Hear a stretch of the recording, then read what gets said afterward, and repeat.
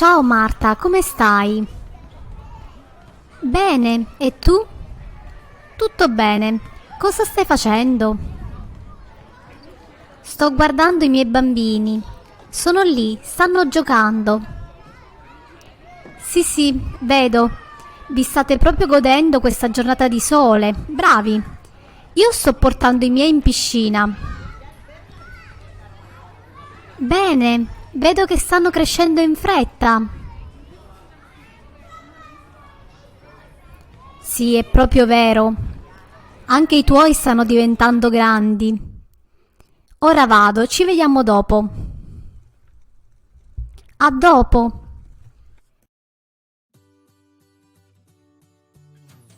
Laura, cosa stai facendo? Sto chiamando Luisa per sapere se verrà stasera. E tu? Io sto lavorando ad un progetto importante. L'azienda per la quale lavoro sta organizzando una conferenza nazionale per marzo.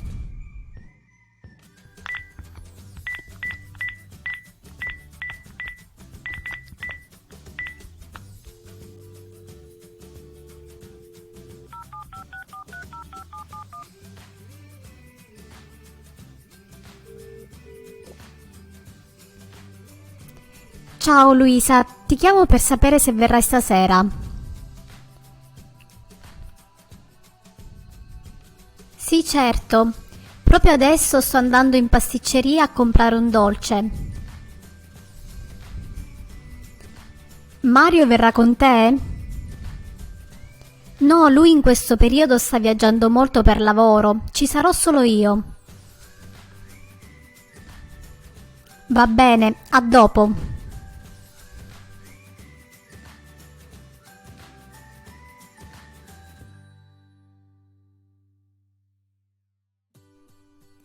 Let's see when we use presente progressivo. It is used to express an action in progress. For example, Mario sta bevendo del vino. It is also used to express a change. For example, Luca sta crescendo.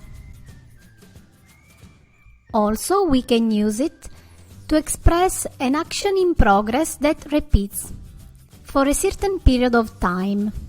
For example, sto lavorando molto in questo periodo. Let's see now how to form the presente progressivo. We use the present tense of the verb stare.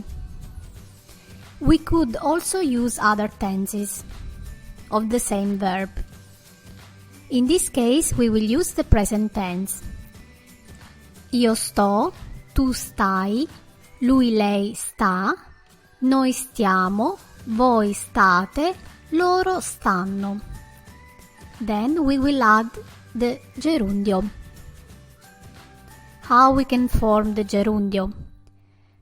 For the verbs in are, we change it in ando. For example, ascoltare, ascoltando. For the verbs that end in ere, we change it in endo. For example, leggere, leggendo. For the verbs that end in ire, we change it in endo. For example, partire, partendo. So, for example, we will say io sto partendo, tu stai leggendo, etc. There are exceptions in forming the gerund, because there are some verbs that form the gerund from the first person of the present tense. For example, bere, bevo, bevendo. Fare, faccio, facendo. dire, io dico, dicendo.